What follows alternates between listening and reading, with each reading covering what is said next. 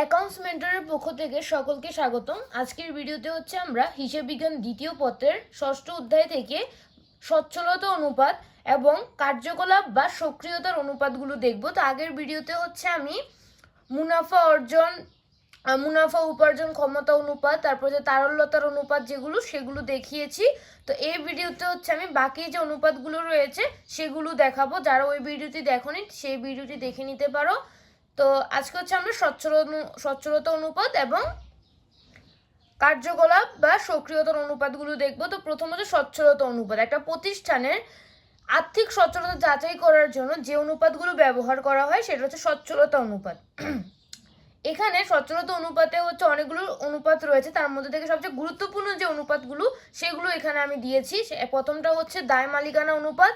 তো দায় মালিকানা অনুপাতের ক্ষেত্রে এটার সূত্র হচ্ছে বহিদায়কে মালিকানা তহবিল দিয়ে ভাগ করতে হবে। মালিকানা তহবিল মানে হচ্ছে মালিকানা সত্ত্ব, ঠিক আছে। দায় মালিকানা অনুপাতের ক্ষেত্রে বহিদায়কে মালিকানা তহবিল দিয়ে ভাগ করতে হবে। এবং বহিদায়ের পরিমাণ কিভাবে বের করতে হয়? বহিদায় বলতে আমরা মোট দায়ও বলতে পারি। তো বহিদায় বের করার জন্য দীর্ঘমেয়াদী দায়ের সাথে চলতি দায় যোগ করে বহিদায় বা মোট যে দায় সেটা বের করা হয়। আর তারপর ভাগ করা হচ্ছে কি দিয়ে? মালিকানা তহবিল দিয়ে। তো মালিকানা তহবিলের পরিমাণ বের করার জন্য শেয়ার মূলধন মানে অগ্রাধিকার শেয়ার মূলধন অথবা সাধারণ শেয়ার মূলধনের সাথে সংরক্ষিত আয়, তারপরে হচ্ছে শেয়ার অধিহার, তারপর হচ্ছে সাধারণ সঞ্চিতি, লভ্যাংশ সমতাকরণ তহবিল, এগুলো হচ্ছে যোগ করতে হবে। তার থেকে আমাদের ভুয়া সম্পদ বা অলিক সম্পদকে বিয়োগ করতে হবে, তাহলে আমাদের মালিকানা তহবিলের পরিমাণ বের হবে। তা আমরা এখানে বহিদায়কে মালিকানা তহবিল দিয়ে ভাগ করলে আমাদের কিন্তু দায় মালিকানা অনুপাত বের হবে এবং এটার আদর্শ মান হচ্ছে 1:1। তো তারপরে অনুপাতটা হচ্ছে মালিকানা অনুপাত বা মালিকানা মোট সম্পদের অনুপাত। তো এই অনুপাতে হচ্ছে তোমাদের মালিকানা তহবিলকে মোট সম্পদ দিয়ে ভাগ করতে হয়। তো এই অনুপাতটা কিন্তু এত ইম্পর্টেন্ট না, এখানে তোমাদের দায় মালিকানা অনুপাতটা সবচেয়ে বেশি ইম্পর্টেন্ট। আর বাকি যে অনুপাত দুটি রয়েছে সেগুলো তোমরা জেনে রাখতে পারো, কারণ এগুলো আসতে পারে। এগুলো ইম্পর্টেন্ট কিন্তু একটু কম ইম্পর্টেন্ট।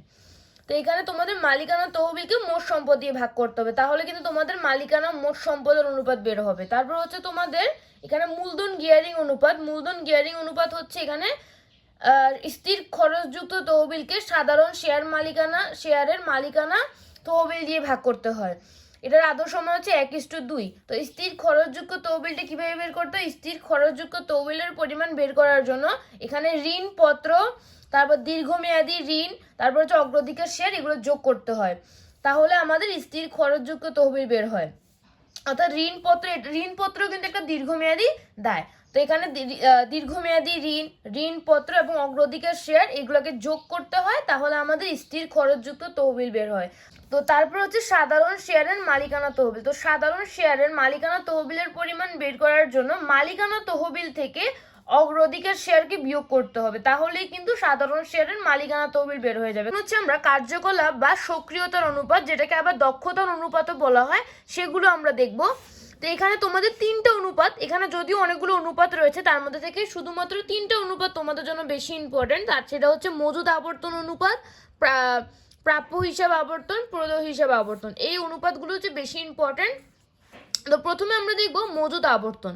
তো মজুদ আবর্তনের সূত্রটা হচ্ছে বিক্রিত পণ্যের ব্যয় বা নিট বিক্রয়কে আমাদের গড় মজুদ পণ্য দিয়ে ভাগ করতে হবে। অর্থাৎ এখানে আমাদের দুইটা সূত্র রয়েছে। যদি প্রশ্নে বিক্রিত পণ্যের ব্যয় দেওয়া থাকে সেক্ষেত্রে বিক্রিত পণ্যের ব্যয়কে গড় মজুদ পণ্য দিয়ে ভাগ করতে হবে, অথবা যদি প্রশ্নে বিক্রয় দেওয়া থাকে সেক্ষেত্রে নিট বিক্রয়কে হচ্ছে গড় মজুদ পণ্য দিয়ে ভাগ করতে হবে। এবং এটার আদর্শ মান কিন্তু 8 বার। বিক্রিত পণ্যের ব্যয় কিভাবে বের করতে হয়? প্রারম্ভিক মজুদ পণ্যের সাথে ক্রয় যোগ করতে হবে। তারপর প্রত্যক্ষ খরচ, এখন প্রত্যক্ষ খরচ মানে যেমন মজুরি, তারপরে হচ্ছে মানে ক্রয় সংক্রান্ত খরচগুলো যেমন পরিবহন, তারপর আমদানি শুল্ক, জাহাজ ভাড়া, এ ধরনের প্রত্যক্ষ খরচ মানে ক্রয়ের সাথে যে খরচগুলো সরাসরি যুক্ত এ ধরনের খরচগুলোকে যোগ করতে হবে, তারপরে যে সমাপনী মজুত পণ্য বিয়োগ করতে হবে। এভাবে হচ্ছে আমাদের বিক্রিত পণ্যের ব্যয় বের হবে। তো প্রশ্নে যদি বিক্রিত পণ্যের ব্যয় দেওয়া থাকে সেক্ষেত্রে আমরা বিক্রিত পণ্যের ব্যয়কে গড় মজুত পণ্য দিয়ে ভাগ করব, তাহলে আমাদের মজুদ আবর্তন বের হয়ে যাবে।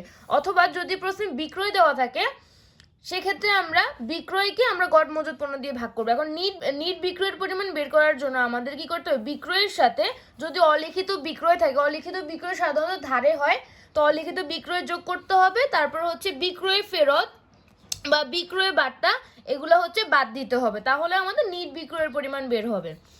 তো তারপর হচ্ছে গড় মজুত পণ্য। এখন গড় মজুত পণ্য কিভাবে বের করতে হবে, গড় মজুত পণ্যের পরিমাণ বের করার জন্য আমাদের এখানে প্রারম্ভিক মজুত পণ্যকে সমাপনী মজুত পণ্যের সাথে যোগ করতে হবে। প্রারম্ভিক মজুত পণ্য ও সমাপনী মজুত পণ্য যোগ করে 2 দিয়ে ভাগ করতে হবে, তাহলে আমাদের গড় মজুত পণ্য বের হবে। প্রশ্নে আমাদের হচ্ছে প্রারম্ভিক মজুত পণ্য সমাপনী মজুত পণ্য দেওয়া থাকবে, তখন আমাদের এই দুটো যোগ করে 2 দিয়ে ভাগ করতে হবে। আর প্রশ্নে যদি দুইটা মজুত পণ্য না দেওয়া থাকে, যদি প্রশ্নে শুধু মজুত পণ্য দেওয়া থাকে, প্রারম্ভিকও না সমাপনীয় না, অর্থাৎ আমাদের শুধুমাত্র একটাই মজুত পণ্য দেওয়া আছে, সেক্ষেত্রে আমরা সেটাকেই কিন্তু গড় মজুত পণ্য ধরে নিব, তখন কিন্তু আমাদের 2 দিয়ে আর ভাগ করতে হবে না। যদি আমাদের দুইটা মজুত পণ্য দেওয়া থাকে, প্রারম্ভিক এবং সমাপনী, সেটা আমরা যোগ করে 2 দিয়ে ভাগ করতে হবে। আর যদি আমাদের একটাই মজুত পণ্য দেওয়া থাকে, তাহলে সেটাকে আমরা গড় মজুত পণ্য ধরে নিব, তখন কিন্তু আমরা আবার 2 দিয়ে ভাগ করব না, তখন আমাদের ভাগ করতে হবে না। তো তারপর আমাদের এখানে প্রাপ্য হিসেব আবর্তন, এখানে হচ্ছে আমাদের ধারে বিক্রয়কে, শুধুমাত্র ধারে বিক্রয়কে, অর্থাৎ যে অংশটুকু বিক্রয়ের, যে অংশটুকু ধারে বিক্রয় করা হয়েছে, সে ধারে বিক্রয়কে আমাদের গড় প্রাপ্য হিসাব, তার সাথে হচ্ছে গড় প্রাপ্য বিল বা নোট যেটাই দেওয়া থাকবে সেটা দিয়ে হচ্ছে ভাগ করতে হবে। এটার আদর্শ সময় হচ্ছে 4 থেকে 6 বার। আমরা গড় প্রাপ্য হিসাব বা গড় প্রাপ্য বিল বা প্রাপ্য নোট আমরা যেটাই বের করি, আমাদের এখানে হচ্ছে প্রারম্ভিক প্রাপ্য হিসাব বা বিল বা নোট যেটাই থাকবে, যদি এটাকে প্রাপ্য হিসাব আমরা ধরি, সেক্ষেত্রে আমরা প্রারম্ভিক প্রাপ্য হিসাবের সাথে সমাপনী প্রাপ্য হিসাব যোগ করব, যোগ করে 2 দিয়ে ভাগ করব, তাহলে কিন্তু আমাদের গড় প্রাপ্য হিসাব বের হয়ে যাবে।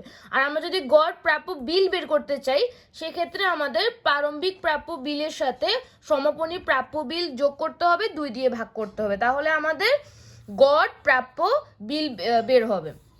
এখন প্রশ্নে যদি এখানেও কিন্তু সেম, এখানেও যদি শুধু একটা প্রাপ্য হিসাব দেওয়া থাকে বা প্রাপ্য বিল দেওয়া থাকে, তখন কিন্তু আমরা ওইটাকে গড় প্রাপ্য হিসাব বা প্রাপ্য বিল ধরে নিব, তখন কিন্তু আমরা আবার 2 দিয়ে ভাগ করব না, ঠিক আছে, যদি প্রশ্নে একটা দেওয়া থাকে।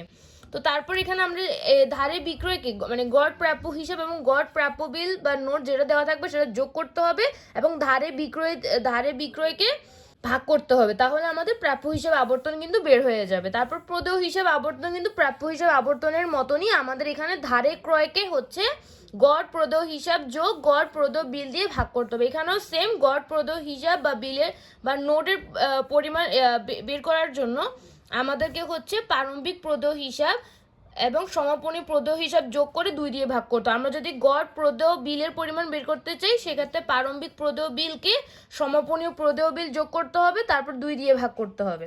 আর যদি প্রশ্নে একটাই প্রদেয় হিসাব বা প্রদেয় বিল দেওয়া থাকে, তাহলে সেটাকেই আমরা গড় ধরে নিব, তখন আমাদের আর 2 দিয়ে ভাগ করতে হবে না। তো এভাবে করে হচ্ছে আমরা এই অনুপাতগুলো করব।